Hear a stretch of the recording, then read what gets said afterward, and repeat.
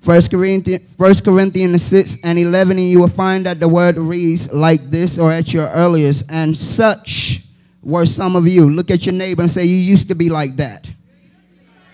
But ye are washed, but ye are sanctified, but ye are justified in the name of the Lord Jesus and by the Spirit of our God.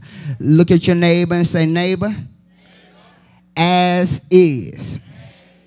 This is a mother's story. As is. This is a mother's story. You can take your seat, if you will. I like to paint the picture so that I could get you where I'm at and we can move on out of your way. And just the mere fact that we would even consider to talk about as is, so you would understand. Many of you are familiar with going to certain places such as stores, used car locks, rummage sales, or whatever, and you'll see this big old sign on it that says as is. And what it means, Deacon Rice, that when you see a product that says as is, it tells you that it comes with no warranty or no guarantee. In other words, what the buyer has to make a decision that if you're going to buy a product that is as is, you take responsibility of the fact that it may or may not be operable. Yeah, we've seen examples of this many times before, where we will see even on the junkyard, where you see vehicles that are there that people will go and buy, not necessarily for the car itself, but a part of the car. And they realize that it may not work as efficient as it did on the product that it came from, but somebody said it had restoration in mind. So now we got this as is down packed. So when we look at this as is, and the buyer is taking responsibility of the fact that when you buy something, that you're taking responsibility that it may or may not work to the best of your ability. In other words, you can't buy an as is product and 30 days later take it back to get your money back. Even on a used car lot, if you buy a car, even if you find out that the car may or may not be a lemon, if you brought the car as is, you just got you a good looking lemon.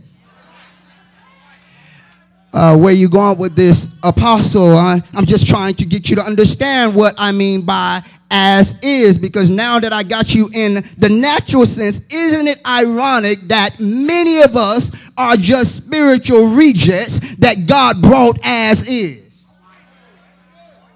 Oh, God, what are you saying? That we have many members in the body, we have many folk come here, and because they don't speak the language we speak, or they don't dress the way that we think they ought to dress, or they're not moving quite fast enough, we've already stipulated on what they are required to do, but we forget they came as.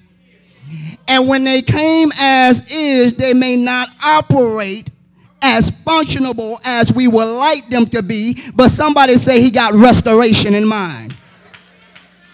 Is there anybody in here that can admit and testify that you haven't always been as restored as you are now? You haven't always looked as good as you look now. You have not always walked the walk you walk now. You ain't always drove the car you drove now. And every now and then you ain't always as saved as you was the first day you got saved. Somebody say, I'm just as is. Oh, God. As is does not always mean that the product is bad, Chairman Deacon, but it does always mean that there ain't no warranty attached to it.